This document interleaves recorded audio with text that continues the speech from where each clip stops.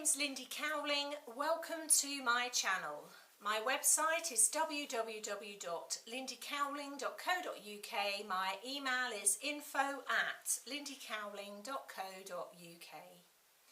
And the title of the video this evening is The Amalgamation of Multiple Wavebands. The amalgamation of multiple wavebands.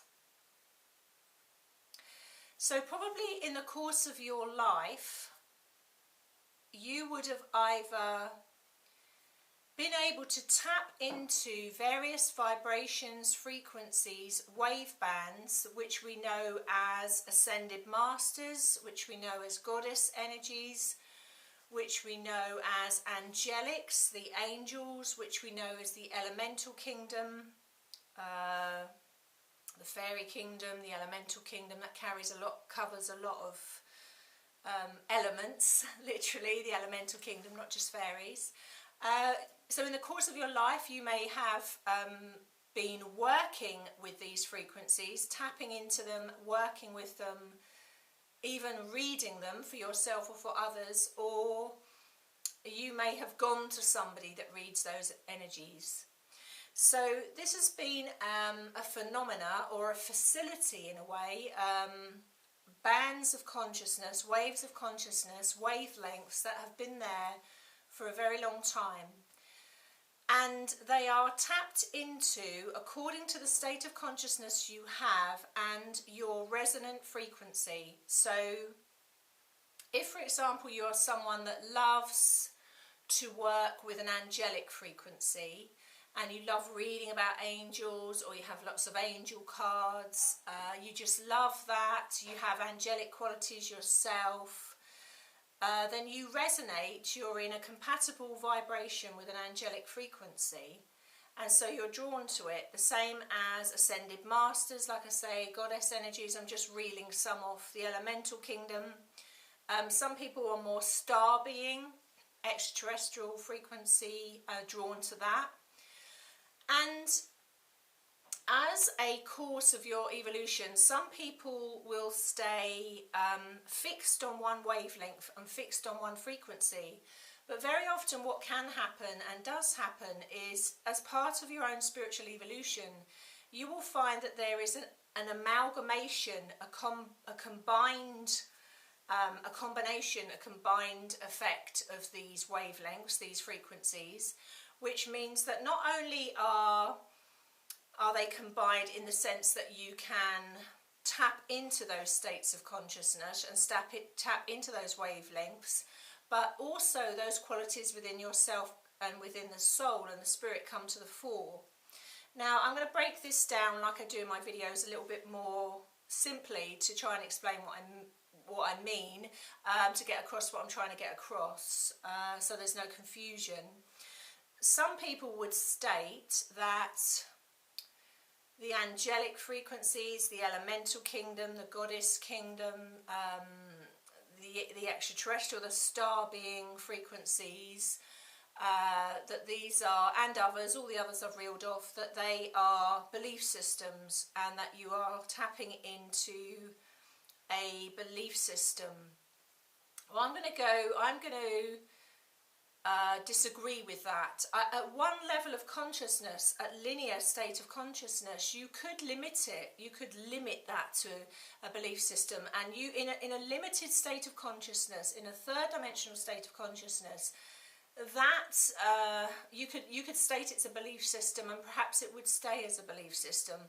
But as one elevates up into elevated ladders of consciousness, the ladder of consciousness, as one elevates up into that, both individually and collectively, it no longer is a belief system. You are actively working with tapping into wavelengths of consciousness that are very productive to your well-being, that are very helpful, and also as you rack up through that ladder of consciousness, not only do you work, or do you have the ability to work with those layers of consciousness, or you go see someone else that can work and read those layers of consciousness, those wavelengths for you, but also you take on the qualities of some of this consciousness, which means as a natural product of your evolution, you become more angelic, you look more angelic, you radiate more angelically, or you start coming into your own mastery, you know,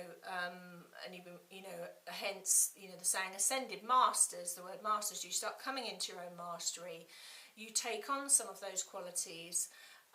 If you are a star seed, or, you know, and many on earth didn't originally come from earth, that weren't seeded from earth anyway, as a result of your elevated consciousness, you take on more of those qualities. There is a remembrance of those qualities. Sometimes you even almost morph more like those qualities and can use those qualities, which is more than a belief system when you're actually accessing a different state of consciousness and embodying that state of consciousness.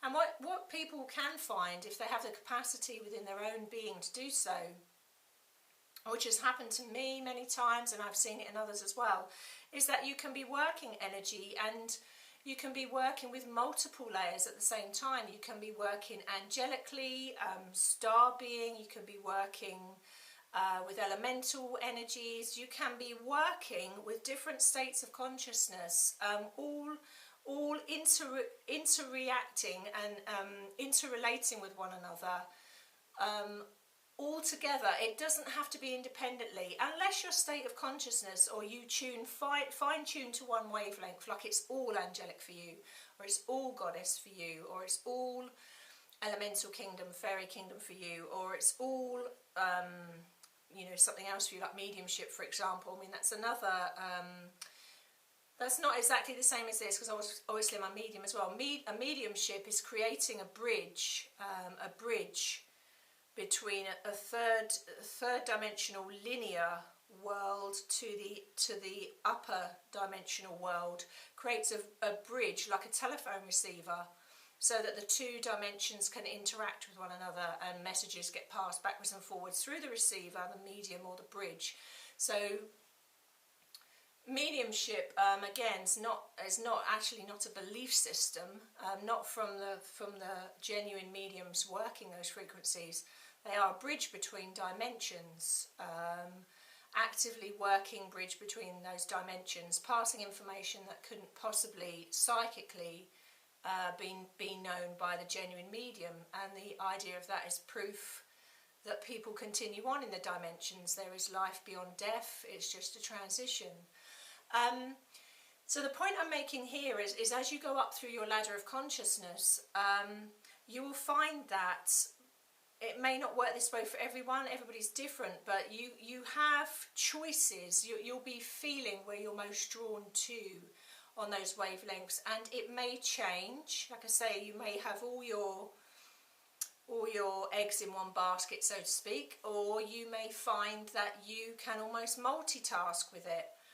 And that you can work with the consciousness, the layers of consciousness that are available there, that you can tap into, and as you go on into a more elevated state of consciousness, you keep racking up through that ladder there, you actually take on some of those qualities, which takes it out of the realms again of belief system. And that when you're actually embodying some of those qualities, because there is a remembrance in the soul, both individually and collectively, of those angelic states, of reading or feeling those elemental energies, of those goddess-like states, you know, of being in ownership, in sovereignty of one's mastery. All of those things, there is a remembrance of that, a divine remembrance of that consciousness and of that state, through the collective, but also, you know, individually in soul. So, like I say, I mean, I've met people in my life that focus on one area only and are very good at that area, that reading that wavelength. But there are others as they go up through and that's by personal choice. And there are others as they go up through their own, we could call it their own mastery actually, realise that they, like a diamond, I've used that example before, like diamond consciousness, as we rotate the diamond, there are different facets, different faces to that diamond, that they can access many elements of this. If there was a rule, I don't like using the word rule, but if there was a hard and fast boundary or rule or boundary here, which I never budge on here, I would say all of this has to be guided by the evolution of your heart, running through the filtration system of the metaphysical heart.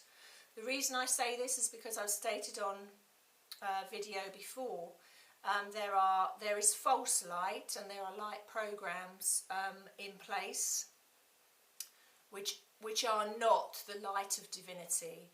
A fail-safe, if you like, is tapping in through the heart, coming from an elevated, expanded heart portal, coming from the heart. That way, there's just not any way that you know it's the divine truth, you know it is truth, it's authentic. You're not tapping into a light program, which is a program which feeds false belief systems and actually siphons off energy, which is a different ball game. It's just a short video because I've got something like about 7 or 8 titles whizzing around. I could be, like I say, on camera all day and all night.